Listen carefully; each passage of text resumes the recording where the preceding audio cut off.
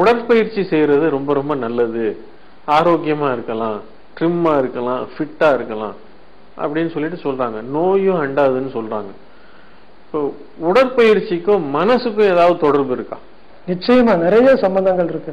அதாவது உடல் பயிற்சி செய்யும் பொழுது மனசு ரொம்ப ஹாப்பியா இருக்குங்கிறது, மனசு ரொம்ப அழகான ஒரு நிலையில இருக்குங்கிறது நம்ம அறிந்த உண்மை. இதற்காக நம்ம இத்தனை நாளா நம்ம மருத்துவர்கள் என்ன நினைச்சுக்கிட்டு இருந்தாங்கன்னா, எக்ஸசைஸ் பண்றதுனால சுத்தமான ஆக்சிஜன் நமக்கு கிடைக்குது, நாம எக்ஸசைஸ் பண்ணும் பொழுது பல பேரை சந்திக்கிறோம், சோ பலருடைய நட்பு நமக்கு கிடைக்குது, நம்மளுடைய மனசுல இருக்கக்கூடிய விஷயங்களை நம்ம மற்றவங்களுக்கு சொல்லிட்டு நம்ம வென்டிலேஷன் அப்படின்னு சொல்லுவோம். இந்த வகையான விஷயங்கள் எல்லாம் அறிஞ்சிருக்கிறோம். ஆனா இப்போ நியூரோலஜிஸ்டுடைய உதவி கொண்டு சைக்கோபிசியாலஜிங்கிற பார்வையில நீங்க பார்க்கும் பொழுது உங்களுடைய மூளையில VGF ஜீன் அப்படின்ற ஒரு ஜீன் இருக்கு. இதே ஜீன் தான் உங்களுடைய மன அழுத்தத்தை பற்றிய கண்ட்ரோல் வச்சிருக்கிற ஜீன். சோ நீங்க எக்ஸசைஸ் பண்ணும் பொழுது அந்த VGF ஜீன், அதாவது ஹிப்போகாம்பஸ் அப்படின்ற ஏரியால மூளைக்கு உள்ள இருக்கக்கூடிய இந்த ஜீன்ல சில மாறுதல்கள் ஏற்படுது எப்போ நீங்க எக்ஸசைஸ் பண்ணும் பொழுது.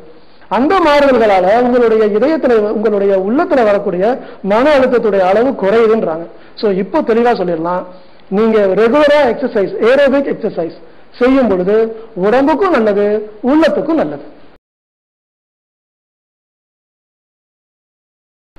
அடிமைத்தனத்திலேயே மிக மோசமான ஒரு அடிமைத்தனம் என்னன்னா போதை பழக்கத்துக்கு அடிமையாகிறது. போதைக்கு அடிமை ஆயிட்டான்னா அவன் யாருன்னுங்கிறதே மறந்துடுறான். 6வது அறிவு மறுக்கப்படுது. இப்ப அவன் என்ன செய்யறான்னு அவனுக்கே தெரியாது. இப்ப இந்த மாதிரி போதை பழக்கத்துக்கு அடிமையாகாம இருக்குன்னா என்ன செய்யணும்?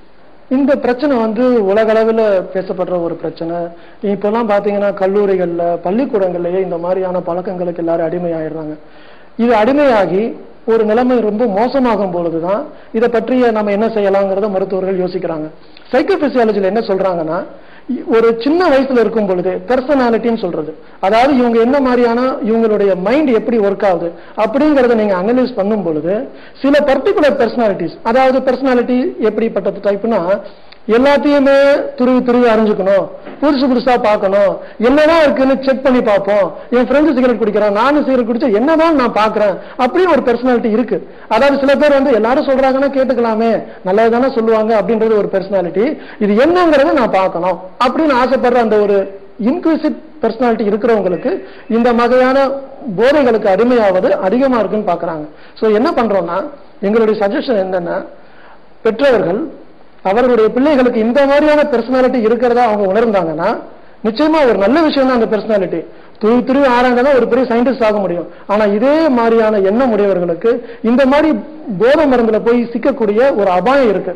சோ அதனால அவர்களுடைய பிள்ளைகளுடைய பெர்சனாலிட்டியை பெற்றவர்கள் உணர்ந்து தங்களுடைய பிள்ளைகளுக்கு இந்த ரிஸ்க் இருக்கிறதை உணர்ந்து அதை மாற்றி நல்ல வழியில கொண்டு போனாங்கன்னா அவங்க எதிர்பார்க்கிற மாதிரி அற்புதமான குழந்தைகள் அவர்களுக்கு இருப்பார்கள். பொதுவா சின்ன வயசுல நாம ரொம்ப எனர்ஜெட்டிக்கா இருப்போம், ஓடி ஆடி விளையாடுவோம், மன அளவுல உடல் அளவுல ரொம்ப ஆரோக்கியமா இருக்கும். நாள் ஆக ஆக வயசாகுது.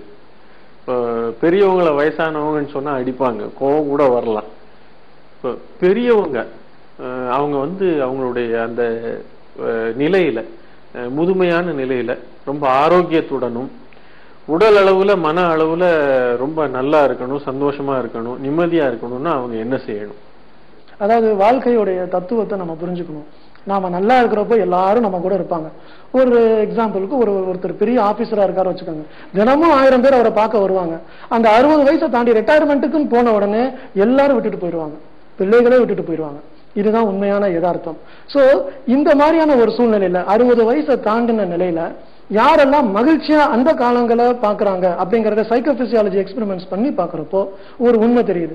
யாரெல்லாம் ஒரு மாதிரியான பலரோடு இன்டராக்ட் பண்ணக்கூடிய எக்ஸ்ட்ரோவர்ட்டான பெர்சனாலிட்டியா இருக்காங்கன்னு வச்சுக்கோங்க, அதாவது டெய்லி மீட்டிங் போறது, டெய்லி பல பேரை பாக்குறது, பலரோடு பழகிறது, நண்பர்கள் நிறைய இருக்கிறது, இப்படியே ஒரு வாழ்க்கையை கொண்டு வர்றவங்களுக்கு திடீர்னு எல்லாம் போனதுக்கு அப்புறம் மன அழுத்தம் அதிகமாயிருது.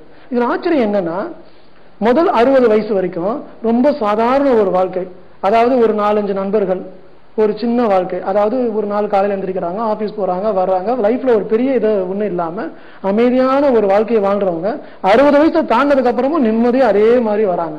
சோ இதனால என்ன சொல்றாங்கன்னா, வாழ்க்கையில நம்ம அச்சீவ் பண்ணணும், ஒரு பெரிய நிலைக்கு போகணும், அதுதான் நம்மளுடைய எய்ம். அதனால அந்த 60 வயசுக்கு முன்னாடியே நாம ரிட்டையர் ஆனதுக்கு அப்புறமா என்ன செய்யணுங்கிறது நம்ம கொஞ்சம் பிளான் பண்ணணும். அதாவது பல அசோசியேஷன்ஸ்லாம் இருக்கு, சோஷியல் ஆக்டிவிட்டிஸ்லாம் இருக்கு. இதுலலாம் நம்ம 50 வயசுல இருந்தே நம்ம இன்டராக்ட் பண்ண ஆரம்பிச்சிட்டோம்னா ஆபீஸ்ல இருந்து நம்ம ரிட்டையர் ஆனாலும் சொசைட்டில நம்ம ஒர்க் பண்ண ஆரம்பிச்சிடும். ஸோ நீங்க உங்களுடைய மனசை ஒரு 50 வயசுல இருந்து ஒரு மாதிரி பிளான் பண்ணீங்கன்னா 60ல இருந்து நீங்க ரிட்டையர்மெண்ட் ஆகாம அந்த வகையான சோசியல் லைஃப் நிம்மதியா வாழ முடியும். இதை பற்றி அந்த 50 வயசுல இருக்க அத்தனை பேரும் யோசிக்கணும், ஆழமா யோசிக்கணும்.